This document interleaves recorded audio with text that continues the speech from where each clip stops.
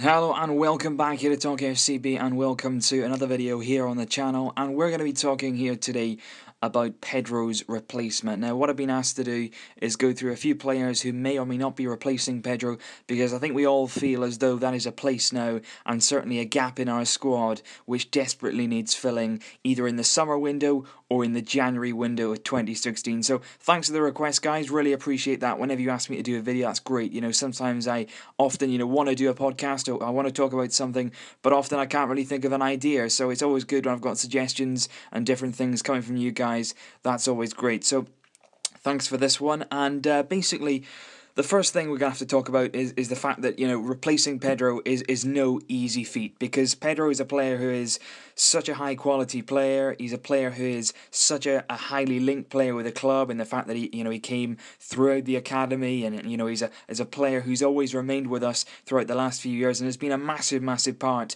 of our success. So I wish him all the best at Chelsea, but he's gone now and he needs replacing. Now, we're not going to be able to replace him like for like, because a guy of that professionalism and that quality, you're not always going to get that sort of player who wants to sit on the bench. So straight away, you cannot go for the biggest names. You're not going to sign Marco Reus to go and sit on the bench and play a bit part role, because effectively that is what they're going to do. We've got to sign a player who is good enough but is also willing to take a bit of a hit and not play all the games, because we know when Neymar and Messi and Suarez are fit, those three are going to play. It doesn't matter about form. They'll play through their form if they're on bad form, any of those three. When they're fit, they start. That's how it is. So we've got to find a player who's at the right quality, but also doesn't mind playing, this game, then dropping out and not quite getting a run of games. He's got to be an impact player. He's got to be, at the stage of his career where maybe he's achieved a lot of things and now he wants to come and play for maybe the club of his dreams, or, somebody who's younger and wants to develop and grow into a starting role when the likes of Suarez or when Messi drops deeper. You never know. So a few of the players that have already mentioned this week in particular by the Spanish media are Nolito. Now, he's at Celta Vigo. I'm sure you all know if you watch La Liga. He's a player who was originally in the Barcelona setup, again came through the academy, played a handful of appearances for the first team, and then his career went away a little bit. He went to Benfica, it didn't really quite work out for him there, and he ended up at Celta Vigo now 2 seasons ago, and he's been a really impressive player there. He was outstanding last season, probably his best season of professional football. Goals, assists, very good wing play. He likes to stay wide, but at the same time he's very good when he's cutting inside and creating and scoring chances. And he's certainly a player who could fit our squad. Luis Enrique would know him very well, having managed Celta just a year and so ago. So certainly Luis Enrique would know what he's getting in Nolito. He's getting somebody who works very hard, who'll understand the system. Of course, he knows the Barça way. He came up through the youth academy and into the ranks, and he made his way all the way to the first team. So he certainly knows what it takes to get to the Barça way and understanding what he's got to do in this system. But it's just that the fact that he is 28, he's in the remaining years now, approaching 30.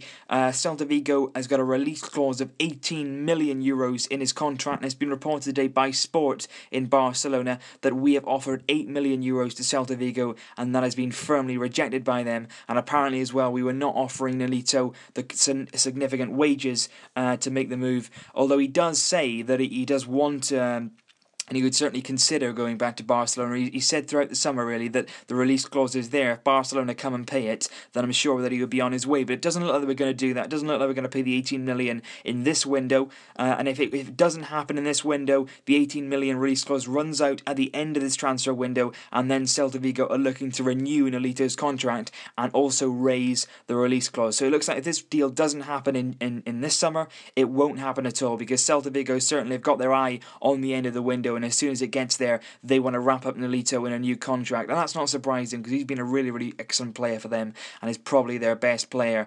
So that's sort of one target there. Certainly I would have been happy to see come into the club. It doesn't quite look like it's going to happen. Another player who's been linked very heavily in both Spanish papers, Mundo Deportivo and Sport, in the last few days is Yarmolenko. He's certainly a mouthful, but Yarmolenko from Dynamo Kiev, a Ukrainian international, 25 years old.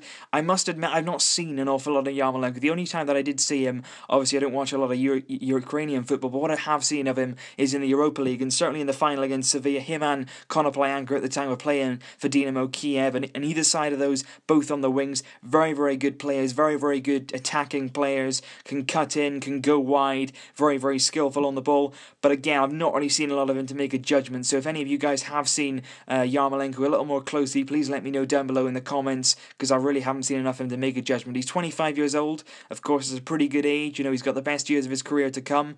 We're talking about 20 million euros. Again, there's an agreement apparently in place to go to Everton from Dynamo Kiev. You know, look into that what you will, but apparently that deal is on hold at the moment while we decide whether we are going to make a bid or not. But again, the Barcelona papers are suggesting that we don't want to go through with this deal in this summer transfer window, more so in January. And again, if that happens, then you could well see Yarmolenko go to the Premier League or go elsewhere because he wants to leave in this window if the 20 million bid is matched and Dynamo Kiev get what they want. So again, I would say that one doesn't look that likely, but we'll have to wait and see. And the final name today, which is a very, very interesting one, because this is somebody that I watched last week and I was very, very impressed with, and it's come out in the Barcelona papers today that Barca have shown some interest in Anthony Martial. Now, you may not have heard of him. Some of you may have, some of you may not have. Some of these you watch Liga 1. Monaco. Plays for Monaco. He plays a sort of striking role. He can play off the flanks as well. He's very, very versatile in that front three. He can play as leading the line.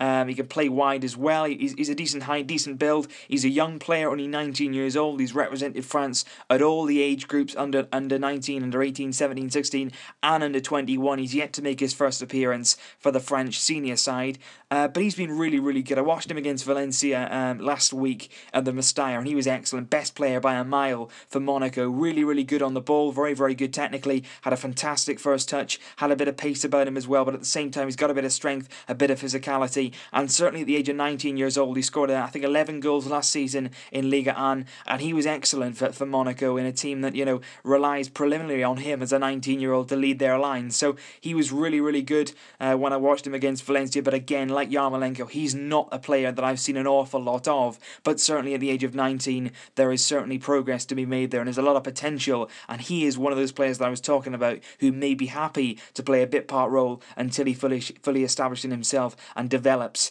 But again, we're talking about 20 million euros has been branded around to get his signature, and again, that's a transfer that has not really gone into the latter stages yet, and with only a few days remaining in this window, it looks increasingly likely now that we aren't going to dip into this market, but we may well be looking at people in January. So those are the three players that have been heavily linked with Barca in the last few days, in the Barca papers and in the Spanish newspapers. Honourable mentions, though, go to players like Adama, Deulofeu, Teo, players that were already at the club and have departed either on permanent transfers or loan deals. So it seems that maybe we're not quite putting that trust in within. We're not going to quite trust those players coming up from the academy just yet. But of course, there's no saying that in a year or so we can't buy those players back. And certainly Teo is only on loan, but I'm not really sure I see a future for him at Barca at the moment anyway. Denis Suarez also out on loan, as well as Halilovic, but neither of those quite established in the wider areas where we want to replace Pedro. So it does look like we'll have to dip into the market at some point for a wide player, but I'm not quite sure that it'll be this window. Bartomeu did just come out the other day, and he did say that as long as we don't get any injuries, we don't plan to make any more signings in this window. And that does make sense to a certain extent, because I think if you sign a player now, we already signed Arda Turan, we've already signed Alex Vidal, they can't play until January, so it's only really likely to leave these players at their clubs for now, and then let them play 6 months, and if they then want to join in January, if they're still available,